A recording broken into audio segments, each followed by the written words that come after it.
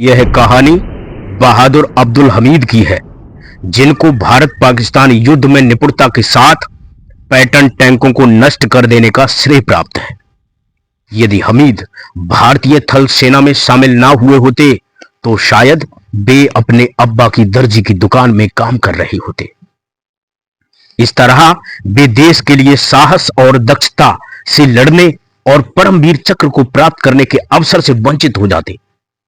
अब्दुल हमीद को स्नेह और आदर के साथ उनकी जन्मभूमि गाजीपुर के लोग वीर अब्दुल के रूप में याद करते हैं। युद्धों का इतिहास मानव सभ्यता की तरह ही पुराना है, जिसमें देशों के बीच इलाकों पर दावेदारी हिंसा का कारण बनती है। इन युद्धों की निंदा भी होती है, क्योंकि ये बहुत सी मौत और बर्बादी का कारण बनते हैं। वहीं दूसरी ओर सैनिकों की बहादुरी, शक्ति और गौरव की अनुभूति के लिए उनका महिमा मंडन भी होता है। इसी कारण लड़ाइयां विभिन्न राष्ट्रों के इतिहास का महत्वपूर्ण पड़ाव बन जाती हैं। ऐसी ही एक लड़ाई सन 1965 में भारत ने अपने पड़ोसी देश पाकिस्तान से लड़ी थी। यह वह समय था जब एक राष्ट्र के रूप में भारत राष्ट्र निर्माण के हर्ष के साथ साथ क्षणिक निराशाओं का अनुभव भी कर रहा था। भारत और पाकिस्तान दोनों ही राष्ट्रों का उदय दमन और पीड़ा के लंबे दौर के बाद हुआ था। इसका दुर्भाग्यपूर्ण परिणाम यह हुआ कि दोनों ही राष्ट्रों के बीच कभी समाप्त ना होने वाली एक कड़वाहट आ गई। अंग्रेजी में कहावत है, मैन प्रपोजेस गॉड डिस्पोजेस, यानी मनुष्य सोचता कुछ है और होता कुछ और ही है। यह बात तब सिद्ध हो गई जब सन 1965 में भारत एवं पाकिस्तान के बीच दूसरा युद्ध छिड़ गया, जो दोनों ही देश कतई नहीं चाहते थे। लेकिन फिर भी लड़ाइयां तो लड़ाइयां ही होती हैं, जो कई बार राष्ट्र के गौरव के लिए लड़ी जाती हैं।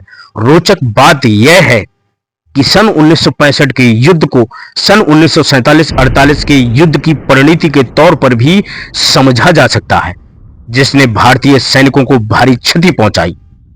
पाकिस्तानी सेना को गलतफहमी थी कि यह युद्ध भारत को दबाने का अवसर है, लेकिन भारतीय सैनिकों ने भी अपने मिशन असल उत्तर के द्वारा उन्हें उचित जवाब दिया। अब्दुल हमीद इस युद्ध के नायक के रूप में सामने आए। अब्दुल हमीद का जन्म 1 जुलाई सन 1933 को उत्तर प्रदेश के गाजीपुर जिले के एक छोटे से गांव धामूपुर में हुआ। उन्होंने कक्षा 8 की परीक्षा उत्तीर्ण करने के बाद स्कूल जाना छोड़ दिया। अब्दुल तैराकी, शिकार तथा तलवारबाजी जैसी शारीरिक गतिविधियों में भाग लेने में काफी रुचि लेते थे तथा इसके लिए उत्साहित भी रहते थे। वे अपना समय अपने पिता की सिलाई की दुकान में उनकी सहायता करते हुए बिताया करते थे। 20 वर्ष की आयु में अब्दुल वाराणसी में सेना में शामिल हो गए। उन्होंने नसीराबाद के ग्रेनेडियर रेजिमेंटल सेंटर में प्रशिक्षण लिया।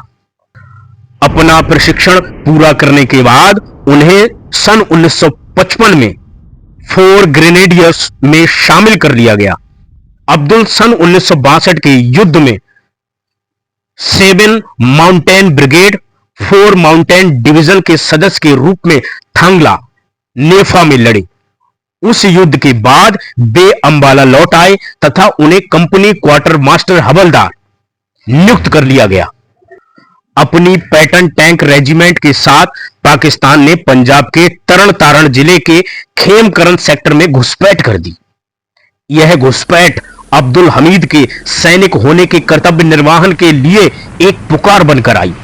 हमीद देश की पुकार पर जब अपने गांव से मोर्चे पर जा रहे थे, तब बिस्तरबंद का रोल बांधते हुए उसका पट्टा टूट गया, जिसे उनकी पत्नी रसूलन ने अपशकुन मानकर हमीद को रोकना चाहा। वे चाहती थी कि अब्दुल अपनी यात्रा पर अगले दिन निकले, जिससे वे इस अपशकुन के खतरे से बच जाएं। लेकिन कोई अपशकुन किसी सैनिक को नहीं रोक सकता, क्योंकि उसके लिए उसका कर्तव्य ही सबसे महत्वपूर्ण होता है। अब्दुल ने अपनी यात्रा रिक्वायल लेस गनों से लैस RCL जीप से की। वे लोग गन्नों के हरे भरे खेतों से गुजरे। 9 सितंबर सन 1965 को हमीद ने निश्चय किया कि वे गन्ने के खेतों में अपनी जगह पर तैनात होकर मोर्चा बांधेंगे।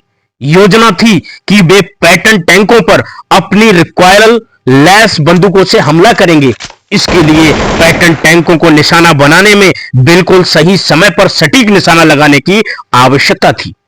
हमीद ने अपने सिपाहियों को तब हमला करने के आदेश दिए जब पैटर्न टैंक्स 30 गज की दूरी पर आ जाएं। जैसे ही पहला पाकिस्तानी टैंक उनकी पहुंच में आया, उन्होंने बिल्कुल ठीक निशाना लगाया और टैंक में विस्फोट हो गया। 2 अन्य टैंकों पर मौजूद पाकिस्तानी सैनिक भाग निकले। यह अब्दुल और उनके सैनिकों के लिए प्रसन्न होने का क्षण था, क्योंकि उनकी योजना के कारण उनके दल को कम से कम क्षति पहुंची थी। जीत का दौर चलता रहा। निपुण निशानेबाज अब्दुल ने 3 और टैंकों को ध्वस्त किया।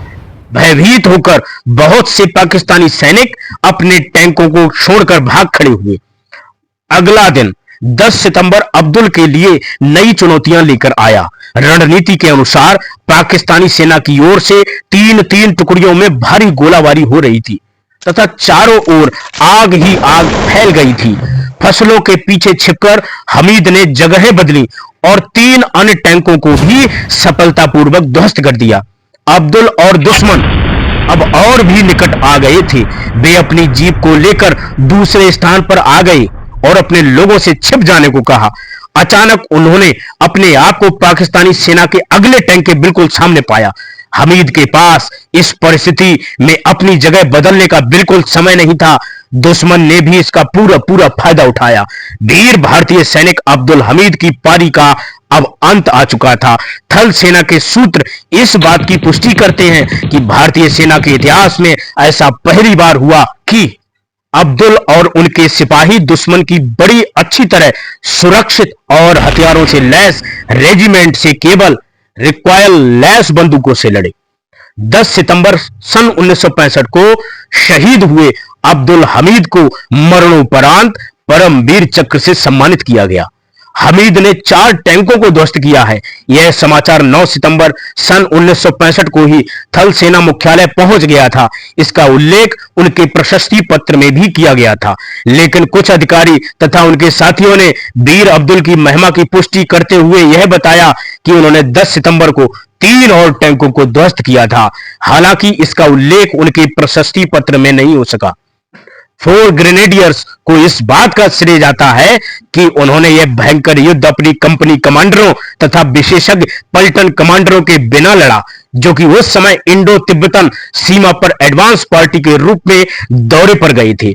अब्दुल हमीद को, जो कि उस समय कंपनी क्वार्टर मास्टर हवलदार थे, उसका नेतृत्व करने का आदेश दिया गया था, जिसे उन्होंने पूरे साहस एवं चातुर्य के साथ निभाया। जय हिंद।